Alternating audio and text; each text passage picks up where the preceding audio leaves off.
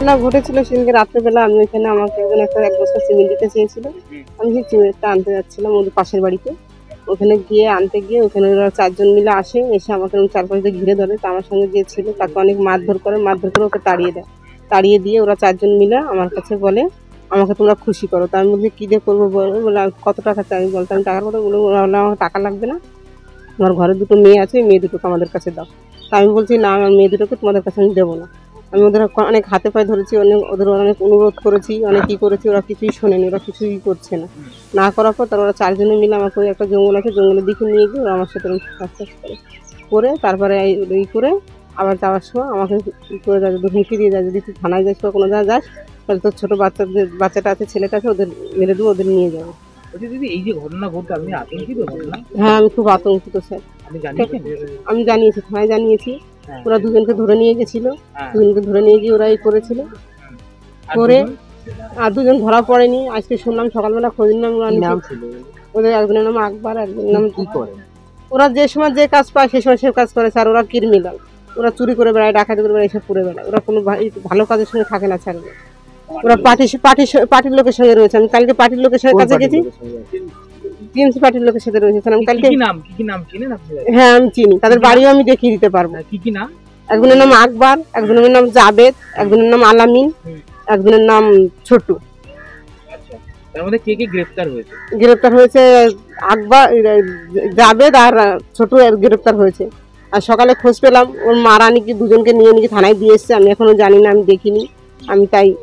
আমি চাই কি আমি ন্যায্য বিচার যেন পাই। আমার সঙ্গে হ্যাঁ কমপ্লেন করার পর 2বার হুমকি এসছে কি আমি মার্ডার করে দিয়ে তারপরে যাব। তারা আলামিন বলে আমি একজনকে মার্ডার করে দিয়ে তারপরে জেলে যাব, তার আগে আমি জেলে যাব না। আমি যতক্ষণ মার্ডার না করবো। কাল আমরা 2 দিন ধরে ঘর ছাড়া, ছেলে মেয়েগুলো নিয়ে ঠিক করে রান্না করে খাওয়াতে পারছি না, ঠিক করে থাকতে পারছি না। এদিকে সেদিকে এর বাড়ি তার বাড়ি লুকিয়ে বেড়াচ্ছি। আমরা 3-3টে মেয়ে নিয়ে আমি কোথায় লুকিয়ে বেড়াবো বলুন স্যার? আমরা আমি চাই ওদের যাবজ্জীবন জন্য। আমি চাই ওরা যেন এরকম আর কোনো মা বোনের সঙ্গে না করতে পারে। যারা ধরা পড়েছে সেটা হচ্ছে জাবেদ আর ছোটু বোধহয় ধরা পড়েছে, এবং যারা ধরা পড়েনি সেটা হচ্ছে প্রশাসনের কাজ। প্রশাসন তাদের খুঁজে নিয়ে আসুক, তাদের তো প্রয়োজন আছে। তারা সাধারণত সমাজবিরোধিতাই করে। এরা সমাজের কোনো কাজ করে না। এখানে চুরি করছে, এখানে মদ খাচ্ছে, ওখানে এই সমস্ত নোংরামি করে বেড়াচ্ছে। এবং যে এলাকাটা এই ঘটনাটা ঘটেছে সেটা হচ্ছে একটা খড়দা পৌরসভার ডাম্পিং গ্রাউন্ড।